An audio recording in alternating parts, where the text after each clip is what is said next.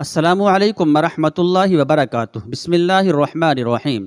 دنیا کا ظالم ترین انسان اپنے گھوڑے پر بڑی شان بان سے بیٹھا ہوا تھا۔ چاروں طرف منگول فوج نظر آ رہی تھی۔ سب سے آگے ظالم ترین شخص کا گھوڑا تھا۔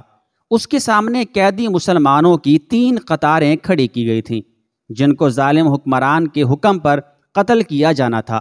ظالم بولا، تمام مسلمانوں کو قتل کر دیا جائے۔ جلاد نے مسلمانوں کے سر کاٹنے شروع کر دیے۔ پہلی قطار میں کھڑے ایک مسلمان کی گردن کٹی، دوسرے کی گردن کٹی، تیسرے چوتھے کی۔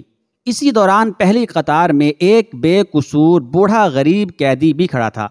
وہ موت کے ڈر کی وجہ سے دوسری قطار میں چلا گیا۔ پہلی قطار میں کھڑے تمام مسلمانوں کو قتل کر دیا گیا۔ ظالم کی نظریں اس بوڑھے پر تھیں جو موت کے خوف سے پہلی قطار کو چھوڑ کر دوسری قطار میں چلا گیا تھا۔ حکمران گھوڑے پہ بیٹھا ہاتھ میں طاقتور گرز اچھال رہا تھا۔ وہ لوگوں کے قتل کا منظر دیکھ کر خوش ہو رہا تھا۔ جلادوں نے دوسری قطار پر تلوار کے وار شروع کر دیے۔ گردنیں پھر کٹنے لگیں۔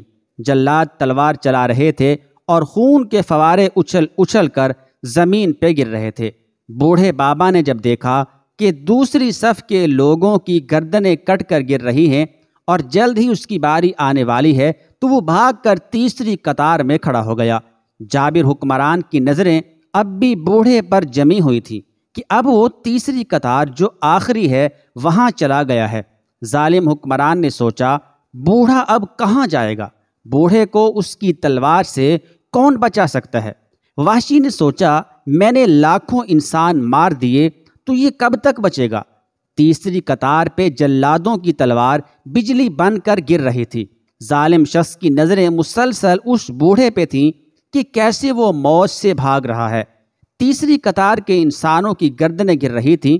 جلاد بجلی کی سی تیزی سے اس بوڑھے بابا کو پہنچا تو منگول حکمران کی آواز گونجی، رک جاؤ جلاد، اس بوڑھے کو ابھی کچھ نہ کہو۔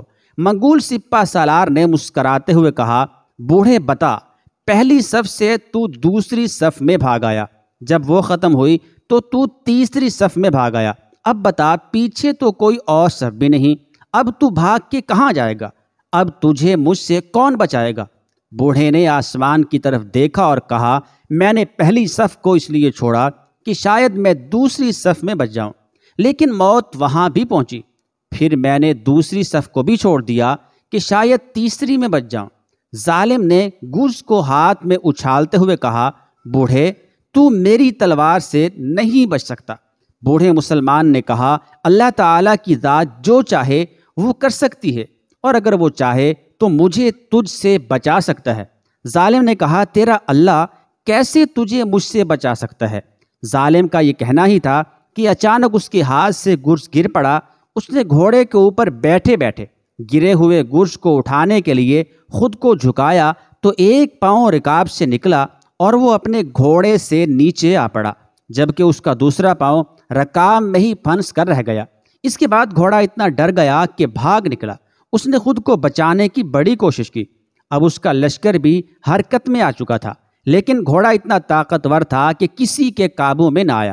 گھوڑا ظالم کو پتھروں میں گھسیٹ گھسیٹ کر بھاگتا رہا، یہاں تک کہ اس کا سر پتھروں سے پٹخ پٹخ کر لہو لہان ہو گیا اور وہ ہلاک ہو گیا۔ ظالم انسان کا فوجی لشکر بوڑھے بزرگ سے اتنا خوف زدہ ہوا کہ اسے چھوڑ کر بھاگ نکلا، جبکہ بوڑھا بڑے آرام و سکون سے اپنے گھر کی طرف چل پڑا۔ وہ ظالم انسان جس کا میں نے یہ واقعہ سنایا ہے، اس کا نام تھا ہلاکو خان۔